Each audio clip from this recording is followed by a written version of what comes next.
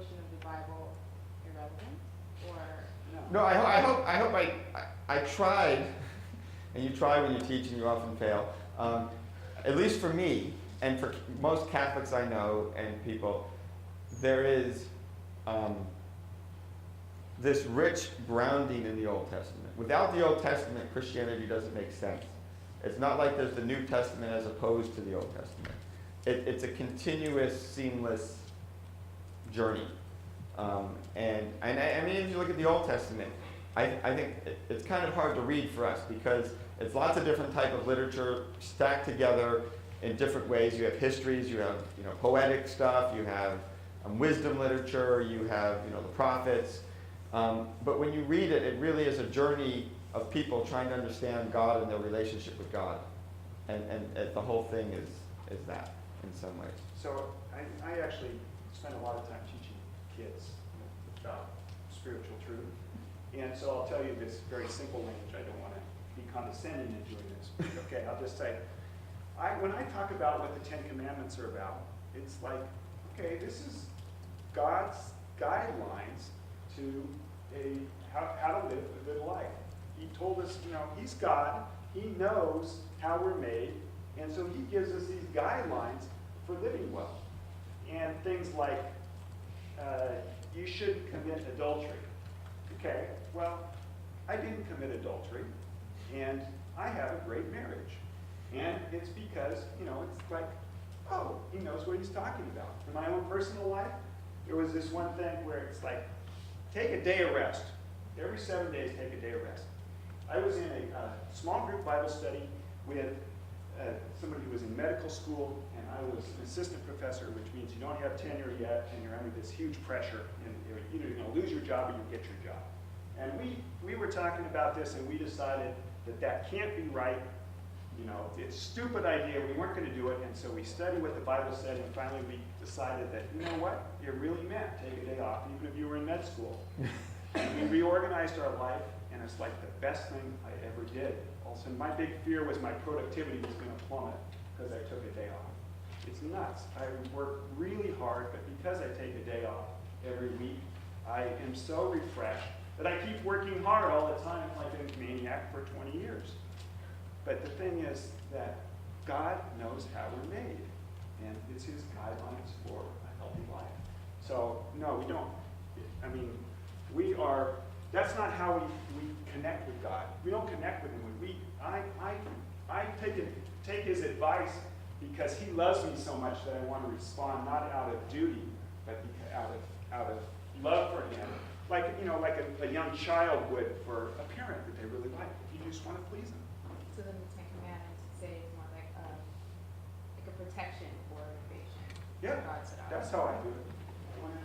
Well, no, you reminded me on a completely non-religious context. My grad advisor told me that to get through grad school and get a PhD, you have to work at least, I think he said a 60-hour week, maybe a 50-hour week, but you need at least one full day that you don't do any physics or you'll go crazy. And it's that day without physics that is necessary to survive grad school. And he was not even Christian. I mean, that was just his view of surviving grad school. So, if that helps in any regard in anything we've said, there it is. You'll think of it when you're in grad school. Yeah, if you go on to grad school, you'll realize that. And I was in Santa Barbara, so it was really easy to take a day of rest. A lot of beach volleyball and golf. Hard to live into one day. Yeah. I just wanted to ask whether most Christians would consider God to be omniscient, and how we can expect to really have free will if He is omniscient. So that to me is an easy one, and I alluded to it earlier. There's a huge difference between knowing You know what the everything. word is that he was using? Oh, omniscient It means all knowing. means all know. There's a huge difference between knowing everything and controlling everything. I don't know how to say it really much any other way.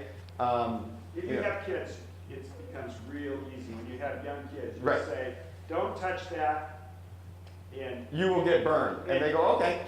and you Oh, ow, it hurt. know this kid's personality, and you know that they're going to do it.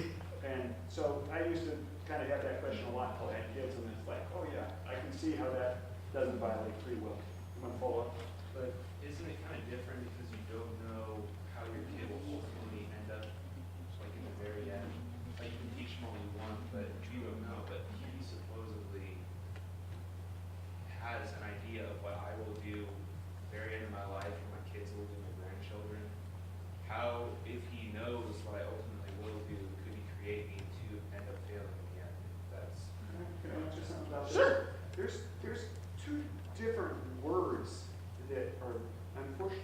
translated the same in English, which is the will of God.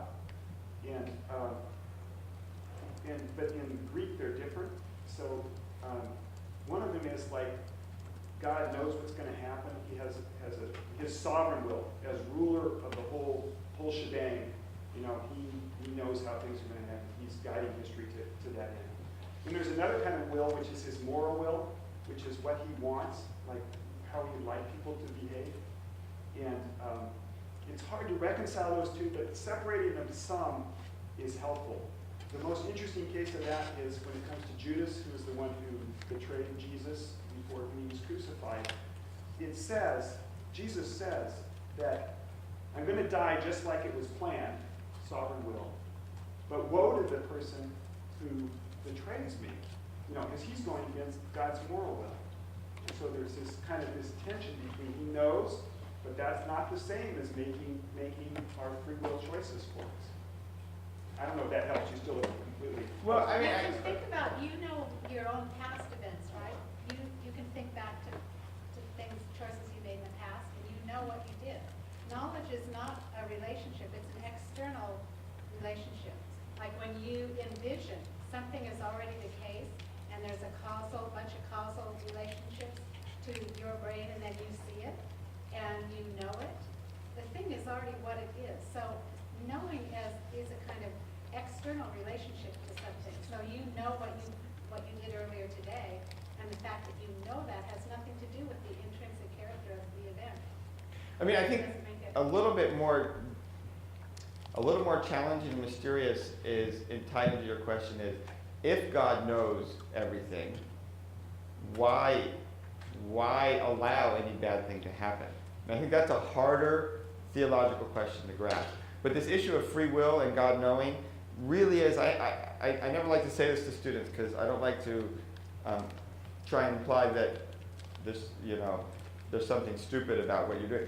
But that is really the simple step. The simple step is separating our actions from whether God knows them or not. Okay? From a philosophical point of view, as Carol was saying, that's easy. You know, you can know a whole bunch of stuff and have no control over whether it happened that way or not. It's a completely another question to say, if God is all-knowing and also all-powerful, why does there end up being all this other stuff in the world? Yeah, That we don't have that's a time to go very into, difficult and that's a question. very difficult question, which is I think what you were really asking. Is that what you were really asking? I mean, That's what I was. Yeah, when I hear your question, that's what I really hear. So The there's problem of suffering is if God is all powerful and God is loving, then why does he permit suffering? suffering. And that gets back to because he just chose to permit free will, and then you have lots and lots of debates and it gets very hard. It's a very interesting question, and a very deep and very hard question. And I tried to allude to some of the Christian responses to suffering. One of the Christian responses being, well, God has suffered too and knows it and is there with us. Maybe not satisfying, but satisfying to some, not others.